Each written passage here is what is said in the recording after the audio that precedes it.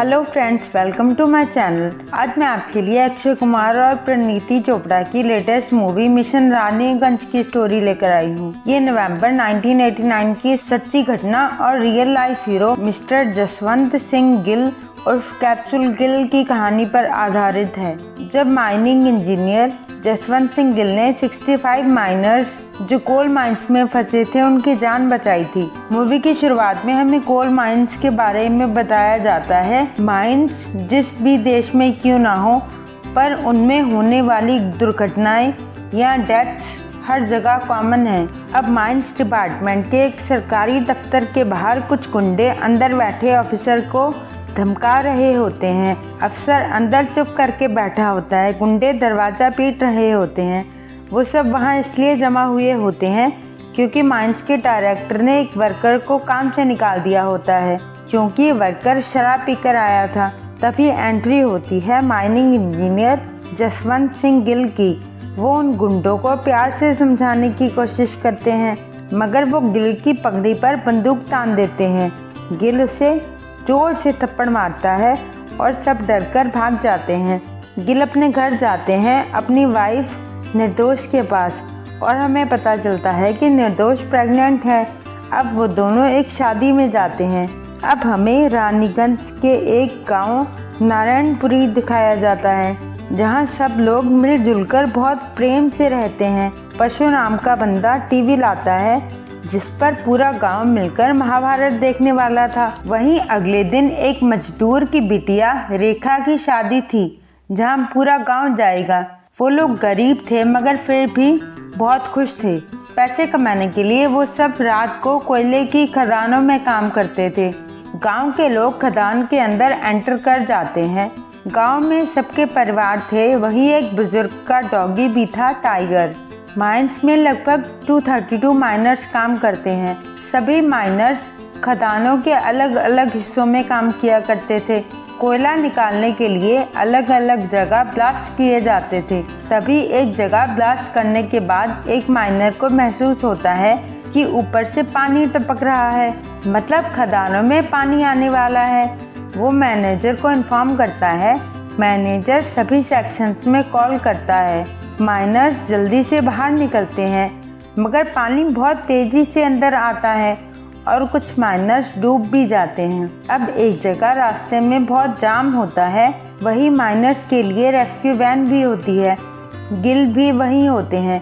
वो लोगों के साथ मिलकर उस वैन के निकलने का रास्ता बनाते हैं, और वही उन्हें महावीर कॉलोनी में हुए दुर्घटना के बारे में पता लगता है।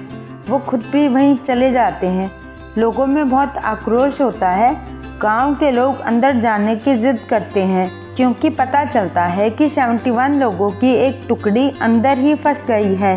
गिल उन सबको हौसला देते हैं कि भरोसा रखिए, उज्जवल सर उन सबको जरूर बचा लेंगे। उज्जवल कोल इंडिया डिपार्टमेंट में होते हैं।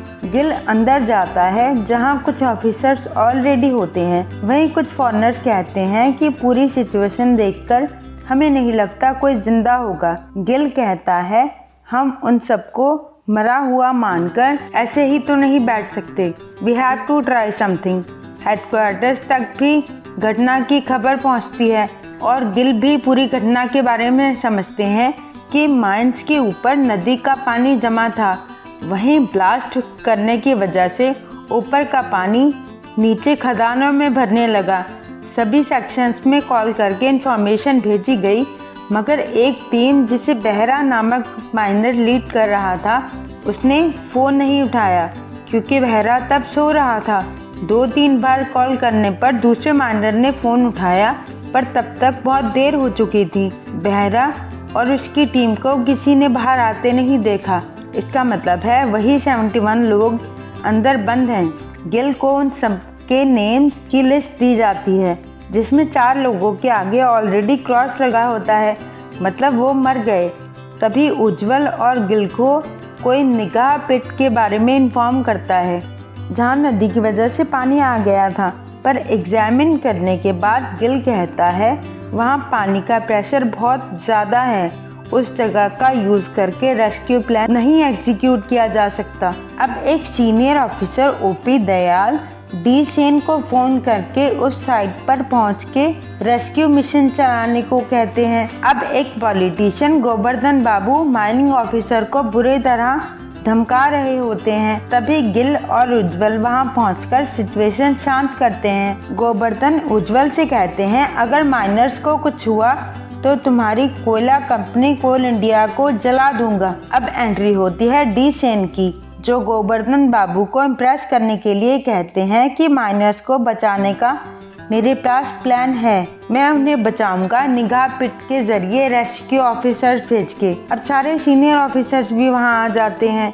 वसंत दे, ओम चक्रवर्ती, डी सेन कहते हैं कि मेरा रेस्क्यू ऑफिसर्स एक बकेट की हेल्प से नीचे उतरेंगे और उन माइनर्स को ढूंढकर ऊपर ले आएंगे। अब गिल अपना प्लान बताते हैं और कहते हैं उस जगह फंसे माइनर्स में कुछ काफ़ी एक्सपीरियंस्ड वर्कर्स हैं। उन्हें पता है जब माइंस में पानी आ जाए तो बचाव के लिए सबसे ऊपर का पॉइंट ही सेफेस्ट होता है, इसलिए वो सब वहीं जमा होने की कोशिश करेंगे। अब उसी पॉइंट के पास हम लोग एक बोर होल करके लोकेट करेंगे कि वर्कर्स हैं वहाँ पर। अगर वो लोग हमें मिल गए तो उसके साथ ही एक और होल करके एक लोहे का कैप्सूल नीचे भेजेंगे, जिससे 1 बाय 1 माइनर्स को बाहर निकाला जा सकता है। ओम चक्रवर्ती कहते हैं, क्या ये कैप्सूल का यूज करके इससे पहले कभी कोई रेस्क्यू हुआ है? गिल कहते हैं, इंडिया में ये पहली बार होगा। ओम चक्रवर्ती कहते हैं, हमें एक ही रेस्क्यू प्लान पर वर्क करना चाहिए। उन सबको डी सेन का प्लान ज्यादा प्रैक्टिकल लगता है, पर आरजे उज्जवल के कहने पर ओम चक्रवर्ती मान जाते हैं। अब दोनों टीम्स अलग अलग रेस्क्यू प्लान से एग्जीक्यूट करने पर काम करती है। गिल कहता है, इस प्लान को एग्जीक्यूट करने के लिए मुझे 2 लोगों की जरूरत होगी, इंजीनियर टीपी बिंदल और तपन घोष एक्स सर्वेयर। पर तपन घोष मना कर देते हैं क्योंकि एक एक्सीडेंट में कोल इंडिया ने सारा इल्जाम तपन घोष पर डाल दिया था और उनको उनके बचे हुए पैसे भी नहीं दिए। कोर्ट केसेस चल रहे हैं वो अलग, मगर थोड़ी कोशिश करने के बाद तपन घोष हेल्प करने के लिए मान जाते हैं। अब डी सेन के लोग बकेट से नीचे जाते हैं, मगर वहाँ पानी का प्रेशर बहुत तेज होता है। दोनों डरकर वापस आ जाते हैं। उधर गिल तपन घोष से जानकारी लेकर बोरहोल करने की तैयारी करते हैं और हमें नीचे फंसे हुए माइनर्स दिखाए जाते हैं। वो सभी जिंदा होते हैं। पशु कहता है, चलो ऊंचाई वाले पॉइंट पर चलते हैं, वहाँ पानी भरने में 2-3 दिन तो लग जाएंगे, तब तक मैनेजमेंट हमें ढूंढ लेगा। अब वो ऊंचे पॉइंट तक जाने के लिए तैयार हो जाते हैं। भोला नाम का माइनर उनका समर्थन नहीं देता और बहरे पर गुस्सा दिखाता है कि उसने फ़ोन नहीं उठाया, इसलिए सब फंसे हुए हैं। पर पशु कहता है, सब अपने परिवार के बारे में सोचो, बिटिया की शादी का सोचो। शालिग्राम कहता है, मुझे रास्ता पता है ऊपर जाने का, मैं ले जा सकता हूँ। उधर गिल की वाइफ निर्दोष का डॉक्टर के साथ अपॉइंटमेंट होता है। गिल उनसे फ़ोन पर ही बात करते हैं। नीचे फंसे सभी माइनर्स खुद को एक दूसरे से कसकर बांध लेते हैं और पानी के बहाव को धीरे धीरे पार करके ऊंचाई वाले पॉइंट तक जाने की कोशिश करते हैं। इसी बीच शालिग्राम के पैर पर बहुत बुरी चोट लगती है। ऊपर गिल होल्ड करने में कामयाब हो जाता है। डी सेन का रेस्क्यू प्लान बंद कर दिया जाता है। गांव वाले कुछ परेशान होते हैं। नीचे शालिग्राम के बहुत गहरी चोट लगी होती है, पर फर्स्ट एड में कोई मेडिसिन भी नहीं होती। उधर गिल होल के जरिए टॉर्च नीचे भेजते हैं और आवाज़ लगाते हैं, पर नीचे से कोई आवाज़ वापस नहीं आती। माइनर्स आगे बढ़ रहे होते हैं और एक पॉइंट पर आकर रुक जाते हैं। उन्हें लगता है यही खदान का सबसे ऊंचा पॉइंट है, जो असल पॉइंट से थोड़ा दूर होता है और बीच में एक दीवार होती है। दोनों रेस्क्यू प्लान्स फिलहाल फेल हो जाते हैं। चेयरमैन डिसाइड करते हैं कि रेस्क्यू प्लान्स को बंद कर दिया जाए। डी सेन तो कभी उन माइनर्स को बचाने के लिए सीरियस ही नहीं थे। वो तो सिर्फ अपने सीनियर्स को इम्प्रेस करके प्रमोशन करवाना चाहते थे और उज्जवल को नीचा दिखाकर खुद उसी पोस्ट को हासिल करना चाहते थे। ओम चक्रवर्ती कहते हैं, अगर माइनर्स असल में जिंदा होते तो उन्हें हाईएस्ट पॉइंट तक आने से कौन रोक सकता था। तब तपन घोष के दिमाग में आता है, और वो बताते हैं कि एक स्टॉपेज वॉल होती है जो उन्हें रोक सकती है। हो सकता है वो स्टॉपेज वॉल के पीछे हमारा वेट कर रहे हों। गिल एक और होल करने की परमिशन मांगता है। नीचे बैठे माइनर्स भी कुछ डिस्कस करते हैं और उन्हें भी स्टॉपेज वॉल का ध्यान आता है और वो लोग देखते हैं वहाँ स्टॉपेज वॉल ही होती है। अब वो स्टॉपेज वॉल को तोड़ने की कोशिश करते हैं। उधर डीसेन को उसका पीए बताता है कि उन्हें 6 माइनर्स की लाश और मिली है। अब ऑफिसर्स को लगता है माइनर्स के बचने के चांसेस नहीं है। बचाव कार्य बंद कर दिया जाता है। लोग गुस्से में आ जाते हैं। डीसेन आराम से अंदर बैठ जाता है। गिल बाहर लोगों के बीच जाते हैं और लोग गिल को ही मारने लगते हैं। नीचे फंसे माइनर्स वॉल तोड़कर आगे बढ़ते हैं और उन्हें टॉर्च दिखती है, पर तभी रेस्क्यू प्लान्स बंद होने की वजह से टॉर्च को ऊपर खींच लिया जाता है। नीचे से माइनर्स चिल्लाते हैं हम जिंदा हैं, पर किसी को नहीं सुनता। गिल भी वापस जाने लगते हैं, पर तभी डॉगी टाइगर होल के पास जाकर जोर जोर से भौंकने लगता है। गिल वापस मुड़कर होल की तरफ आता है और सबको बताता है कि सब लोग जिंदा हैं। उधर ओपी दयाल डीसेन से बात करता है कि तुम्हें तो उज्जवल की कब्र खोदने भेजा था, तुमसे कुछ नहीं हुआ। डीसेन कहता है अभी तो उन लोगों का मेजर काम माइनर्स को बाहर निकालना बचा है, आप चिंता ना करें, वो कुछ नहीं कर पाएंगे। अब होल से नीचे खाना और दवाइयाँ भेजी जाती हैं और गिल एक लैंप भी भेजते हैं, ये डिटेक्ट करवाने के लिए कि नीचे कोई जहरीली गैस तो नहीं बन रही। गिल पर्सनली पशु से बात करते हैं और कहते हैं बिना किसी और माइनर को बताए मुझे चेक करके बताओ क्या नीचे कोई गैस बन रही है, और हर जगह मार्क करते जाना। पशु ऐसा ही करता है। नीचे कार्बन डाइऑक्साइड बन रही होती है क्योंकि उसके पास जाते ही लैंप फड़फड़ाने लगता है। CO2 गैस वक्त और पानी के साथ माइनर्स तक पहुंच जाएगी लगभग 48 आवर्स में। अब इसी वक्त के अंदर सभी माइनर्स को बचाना होगा। डीसेन कहता है मैं अपना एक अलग रेस्क्यू प्लान स्टार्ट करूंगा। अब बिंदल होल करने की तैयारी करता है और इंजीनियर्स द्वारा लोहे का एक कैप्सूल भी तैयार किया जाता है जो 7 फीट लंबा और 22 इंचेस डायमीटर का होता है। माइनर्स को उनके परिवार वालों से फ़ोन पर बात करवाई जाती है। कैप्सूल को ऊपर नीचे करने के लिए जिस लेवल तक की क्रेन चाहिए होती है वो बिंदल के पास अवेलेबल नहीं होती। होल तो कर लिया जाता है पर उनके पास सिर्फ 110 फीट वाली क्रेन होती है, जबकि उन्हें 150 फीट वाली चाहिए होगी। अब वो लोग हर जगह पता करवाते हैं। ओपी दयाल समझ चुका होता है कि डीसेन के बस का कुछ नहीं है।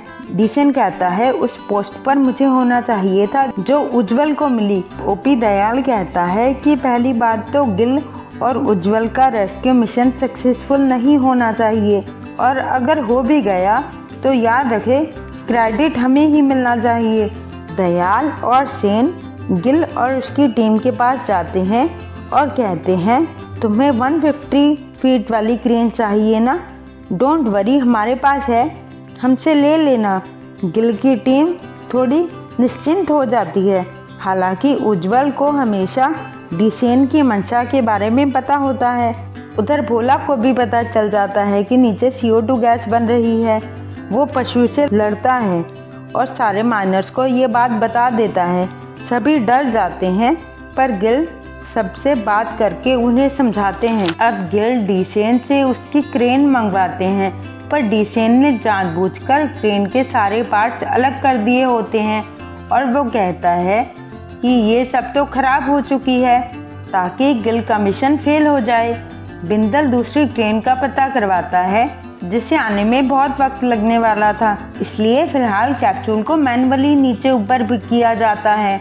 गिल कैप्सूल में नीचे जाने लगता है, पर क्रेडिट लेने की मंशा से ओपी दयाल कहते हैं कि गिल को रहने दो, डीसेन के रेस्क्यू ऑफिसर्स नीचे जाएंगे। गिल उन्हें सिग्नल देने के लिए एक हथौड़ा देते हैं जिससे कैप्सूल पर मारकर उन्हें इंडिकेशन देना होगा कि कैप्सूल नीचे किया जाए या ऊपर किया जाए, पर कैप्सूल के अंदर जाते ही डीसेन का बंदा चिल्लाने लगता है कि मेरा दम घुट रहा है। उसे ऊपर खींच लिया जाता है और उसे देखकर सब डर जाते हैं और कोई भी नीचे जाने के लिए रेडी नहीं होता। इसलिए गिल कहता है मुझे जाने दीजिए। गिल बाबा जी के सामने प्रेयर करके नीचे जाते हैं और सभी माइनर्स से मिलते हैं।